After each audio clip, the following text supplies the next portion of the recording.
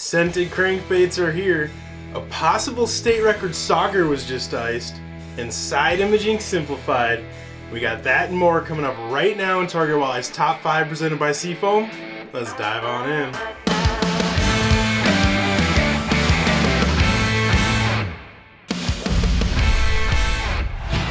If you smell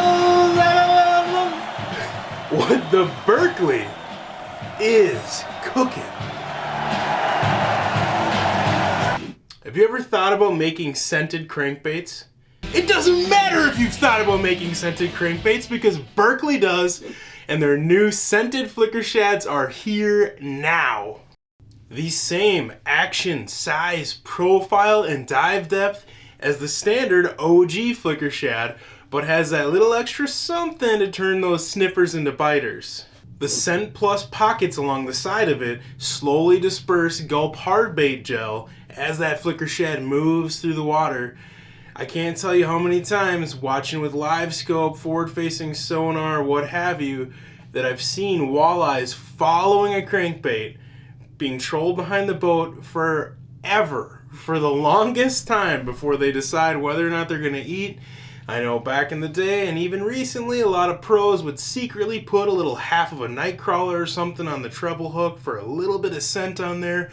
People play around with different scents and gels. They just don't stay on there.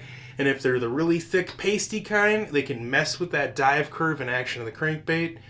Berkley has solved all of that with this new design. It comes in two sizes in their top 10 proven colors from the Flicker Shad series.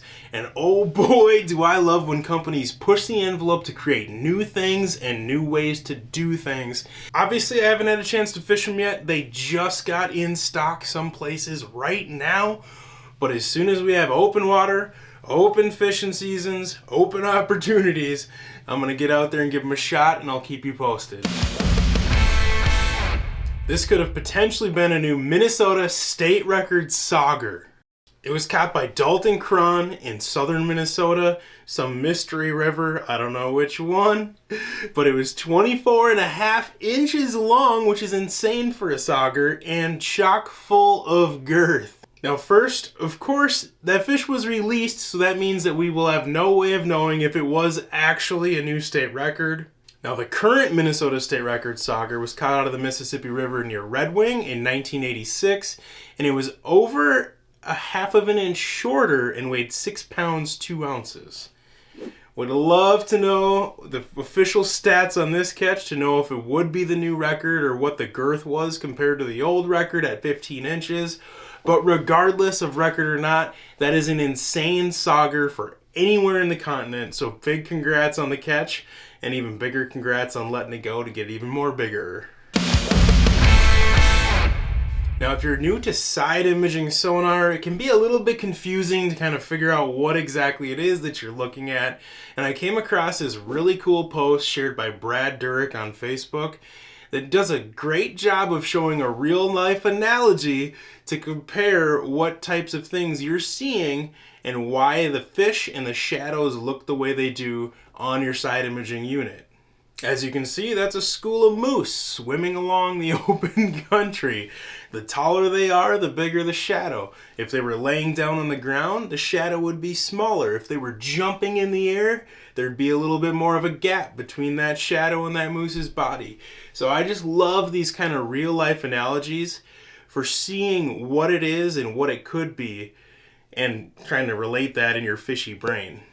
Now, of course, it's easy to spot big fish up off bottom on side imaging units, but we're not typically all targeting walleyes that are the size of a moose.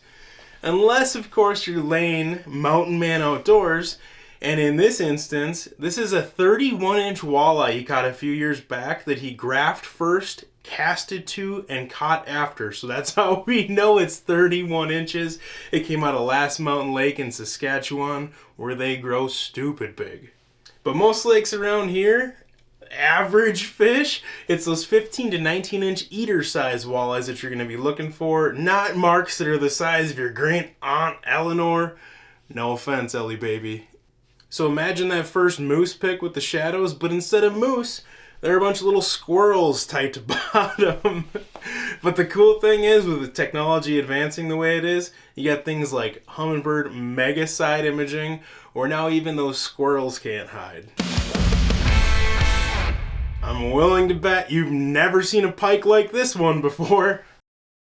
Brian Waltz, aka Chasin' Walter on the socials, was out fishing for jumbo perch when he had this little subcompact pike interrupt him. And that thing is shaped like it's at least 18 to 20% bluegill. Oh, and either Brian has some snow covering his ring finger there, or else he's just mad at the world because now he's got to retie that 3-pound fluorocarbon. Speaking of oddly shaped pike, we've all heard the term hammer handle before, but this thing's more like an axe handle or something. Jeremy Courtwright said that he and his buddies caught and released Stewie, the northern pike, just north of Baldwin, Michigan. I wish I could take credit for this Stewie reference, but that was not me. And if you don't watch Family Guy and have no idea what I'm talking about, basically it's a funny joke that he made about that fish's oversized melon as compared to the rest of its body. Now, there were some comments under the original post about that fish having bad genetics and you should get it out of the system because of its bad genetics, blah, blah, blah.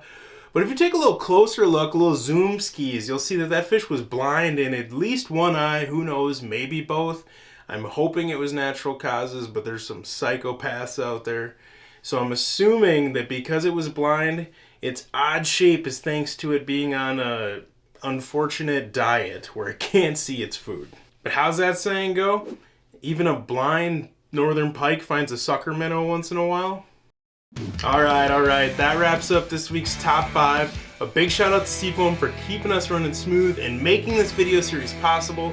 If you want more walleye and ice fishing related content like this, sign up for our free Target Walleye emails at targetwalleye.com, and I'll see you back in 7.